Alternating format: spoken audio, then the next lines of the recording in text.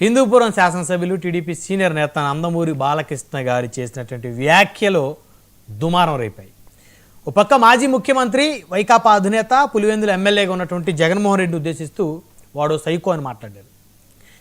అదేవిధంగా మరో పక్క చిరంజీవి గారిని ఉద్దేశిస్తూ వ్యంగ్యంగా మాట్లాడారు. దాని మీద అటు వైఎస్ఆర్సీపీ పెద్ద ఎత్తున బాలకృష్ణ గారిని టార్గెట్ చేసింది. ఆ పార్టీకి చెందినటువంటి మాజీ మంత్రులు, ఎమ్మెల్యేలు, మాజీ ఎమ్మెల్యేలు నందమూరి బాలకృష్ణ మీద మాటల తోటాలతోటి విరుచుకుపడుతున్నారు.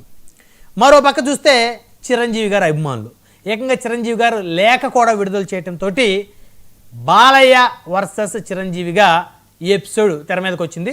అయితే ఈరోజు ఆంధ్రప్రదేశ్ అసెంబ్లీలో అసలు బాలకృష్ణ గారు ఆ విధంగా మాట్లాడటానికి ఆయన కంటే ముందు ఎవరైతే బీజేపీ ఎమ్మెల్యే కామినేని శ్రీనివాస్ గారు ఉన్నారో వారు మాట్లాడినటువంటి వ్యాఖ్యలని కంటిన్యూ చేస్తూ బాలకృష్ణ గారు మాట్లాడారు. ఇది సినిమా ఇండస్ట్రీ సంబంధించి గతంలో జగన్మోహన్ రెడ్డి గారిని కలవటానికి చిరంజీవి గారు కొంతమందితో కలిసి వెళ్ళినటువంటి ఆ యొక్క ఎపిసోడ్కి సంబంధించి ఈ చర్చ వచ్చింది. దాని మీదే బాలకృష్ణ గారి వ్యాఖ్యలు అవి దుమారం రేపాయి. అయితే ఈరోజు కామినేని శ్రీనివాసరావు గారు అసెంబ్లీ వేదికగా తాను మాట్లాడినటువంటి మాటల్ని రికార్డుల నుంచి, అసెంబ్లీ రికార్డుల నుంచి తొలగించాలని చెప్పేసి స్పీకర్ గారిని కోరారు. ఒకసారి ఆ బయట చూద్దాం, ఒకసారి బయట ప్లే చేయండి. మొన్న సభలో నేను ప్రస్తావించిన కొన్ని విషయాలు అపార్థాలకు దారి చేసిందనే అభిప్రాయం కలిగింది. కాబట్టి సంబంధిత విషయాలను రికార్డు నుంచి తొలగించవలసిందిగా కోరుతున్నాను.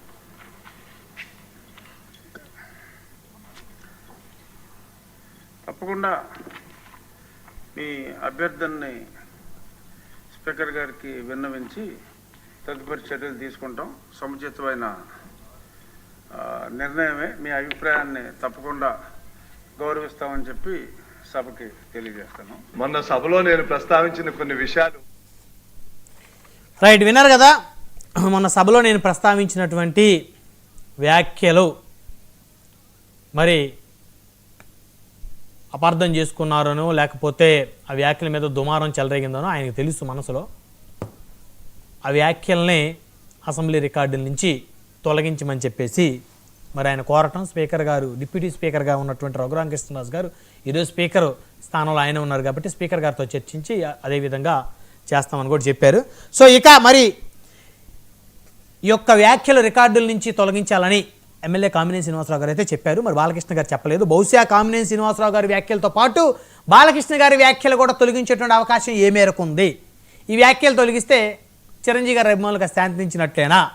ఈ అంశాలు చర్చిద్దాం. అదేవిధంగా నిన్న చంద్రబాబు నాయుడు గారు పలువురు టీడీపీ ఎమ్మెల్యేల మీద కాస్త ఫైర్ అయినట్టు తెలుస్తూ ఉంది. సభలో వ్యక్తిగత అంశాలు మాట్లాడుతున్నారు, వ్యక్తిగత అజెండాలతో అని చెప్పేసి చంద్రబాబు నాయుడు గారు కాస్త సీరియస్గా ఉన్నట్టు తెలుస్తోంది.